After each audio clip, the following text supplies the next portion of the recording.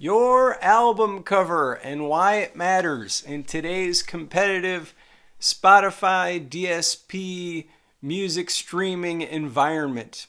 My name is Kev Rowe. I've done over 2,000 gigs all over the country, the United States. And on Spotify right now I have over 25,000 monthly listeners, so check out my music if you have a chance. Yes, your album cover. You're a hardworking musician. You've been crafting your album for the last year or so in your home studio, or maybe with your band in a regional studio, or maybe you're in Nashville and recording an album. No matter what genre you're in, or what kind of music you make, or how long your album is, or how many songs are on it, your album cover is super, super important. And in this video, we're going to go over all the reasons for why. And at the very end of the video, I'm going to tell you the biggest reason for why it's so important. So let's start right out of the gate. The environment and competition is one huge factor here. This reminds me, I was at a show over the summertime, and a friend said to me, a friend who I'd known a long time, he said, "Kev, you're so lucky to be a musician right now on Spotify. This is an incredible time. If I had known that music was going to be like this when we were our age, then I would have gone into music too." And I was like, dude, you have no idea how competitive this is. Super competitive. There are more musicians and artists out there in the world putting their music on Spotify. It is like the volume and quantity of songs. I'm a playlist curator here on Submit Hub, and I listen to and see the album cover art of artists all day long.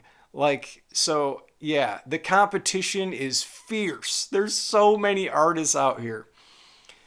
So you need to have compelling artwork, like things that get people's attention. It needs to be professional, colorful, stand for what you do. We'll go over that more later. But more about the environment. Let's remember that when every day, let's say 10 minutes after you've woken up, what do? You look at your phone. It's a visual thing. You go into your apps, which are all visual. Maybe you're a really aggressive Spotify listener and you want to listen to music right away in the morning. You go in at looking at this visual platform, Spotify. Then you look at all the playlist options, which have visual covers to them. Or maybe your favorite local band, their album cover is right there staring at you. Or in comparison, your favorite artist on Spotify. Let's say it's Taylor Swift. You see Taylor Swift's latest album cover art, and you know to click on that album cover to hear her album. What I'm trying to say is everything is visual. Maybe even more than it was in the 1980s, 90s, 2000s. Why? Because then radio was the format, and radio is not visual. So our access point to get into the audio right now is mostly visual. Now, of course, you've got things like Alexa and some audio commands coming along, but they're not being adopted as fast as people thought, and it's still all visual because of the phone. We're always using the phone. Now, do you listen to music in your car? Yeah, you do. Do you discover new artists in your car? Not as much as on your phone. It's all visual, which goes back to your album cover. It needs to be awesome. What are some ways that you can make it awesome? Well, I like to hire someone who you have things in common with and form a long-term relationship with that person, because you're going to be growing each other at the same time. Now, this can be a friend or somebody you found on Fiverr or someone on Instagram, or you can go on Upwork, or you can look throughout your local community to find a graphic designer, but you need someone who has the sensibilities for the music scene and genre that you record in and that you can afford over to do lots and lots of projects. So yeah, that's the environment. It's all visual and it's super competitive. So that album cover, this is the album cover for my album called High Love. It needs to be good and striking. Because this is all about long-term branding. What you're going to find is whether or not you're on your first album or your 10th album, all these album cover arts or single cover arts, even your singles, like the art that you make to represent those singles, themes are going to start to present themselves and overlap. And you're going to have certain colors that you like to use, certain fonts, texts, certain pictures. Before you know it, you're going to like a certain angle of your face because you're going to understand your profile. You're going to be accessorizing with hats or sunglasses or putting on colorful jackets, or if you're a woman, maybe you dress a little more provocatively or wear a dress or something. But you're going to find what your strong suits are. Or maybe you like to go conservative and like dress up like an old-timey banjo players from the 1920s. You're going to find your style. And that style needs to be reflected and projected in every single piece of album or single cover art that you make, because it will help differentiate you from all this extreme competition online. Like, people need to know who you are, what you represent, and what your vibe is. And of course, how that vibe connects to the feelings that they're going to get when they listen to your music. So this branding thing, the colors, the fashion, all these cool things are directly related to the music. I don't want you to be thinking these are separate entities. The music that you're recording and the branding that you're doing as an image, they're related. Sometimes you directly go to the music. So if you're dressing up like a 1920s banjo player and your music is 1920s bluegrass music, then you've got a direct correlation there. Sometimes going for the exact opposite is that the way to go. So sometimes you can catch people off guard by dressing super modern or using modern colors and styles and still having traditional music.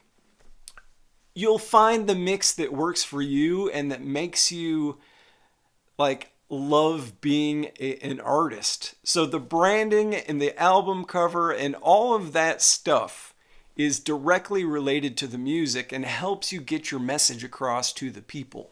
So yeah, long-term branding is, because these albums, this artwork can last forever.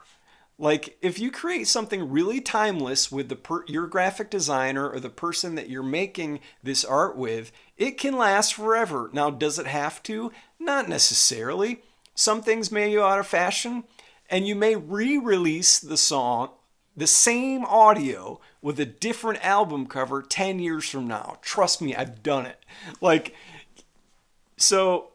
And you'd be amazed at the profound effect that releasing much more modern, better, well-designed art can have in re-releasing old, high-quality audio. It's incredible, like how much better that song can convert and reach with its listeners and have a profound effect in their life just by having different, more relevant album cover art. Okay, what else do I want to say here?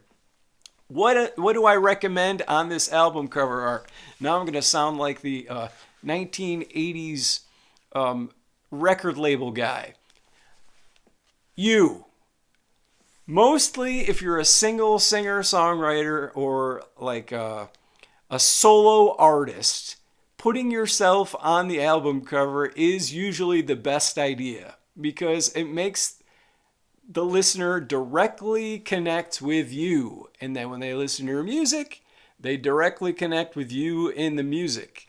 So yeah, I know it sounds kind of cliche, but putting your face or your body or your pose or something in the album cover art is usually the best recommendation. Now, if you're like dead set against that, or if you're in a heavy metal band, you can make obviously a picture of the band is great, posing or live. But if you want to do with like iconography, icons, you can do that too, or symbols, or like if you want to use logos or brands to like some kind of custom design artwork to represent you as an artist, obviously you can do that.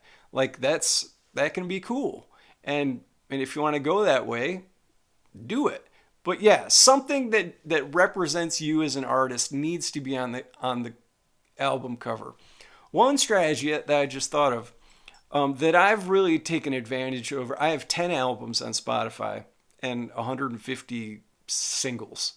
One thing that I've really tried to do is change up my color schemes to keep it interesting for my fan base. So like when my last album might have been muted, kind of stark, earthy tones like forest green or dark blue or even black. Then the very next album I come out with like bright yellow or bright blue or bright I don't have a pink album yet, but you get the point. It's like always changing it up so that when they see a new album cover, they go, oh, Kev's got something new out. I got to check this out. So yeah, don't feel like you have to marry yourself to the same color scheme for the rest of your career. No, that's crazy. Like you're always going to be evolving and reflecting the energy and emotions of that specific piece of music. That's probably the most important thing. Is that you can like directly reference the music they're about to hear with the color schemes that you're using. So yeah. Lastly, I just wanted to say that this is a timeless piece of art, and it is long term. Don't put too much pressure on it. Have fun with it, but definitely take it seriously. Like it's one of the big differentiators that I see online in like I know immediately on Submit Hub when I'm listening to new music. And you got to remember, I'm seeing 50, 60 pieces of art first and then listening to the audio. So it really is the first impression. And then I hate to say it, but I make judgments based on that first impression. Like I can tell when a professional graphic designer has made a piece of album art versus somebody who has just like thrown it together themselves. Like there are certain things that you get. It's no different than hearing a professionally mastered audio track and one that isn't. So yeah, it definitely makes a difference. If I hope you like this video. Subscribe to my channel because I'm going to be making a whole bunch more of these videos. I'll see you later. Bye. Your album cover, super important.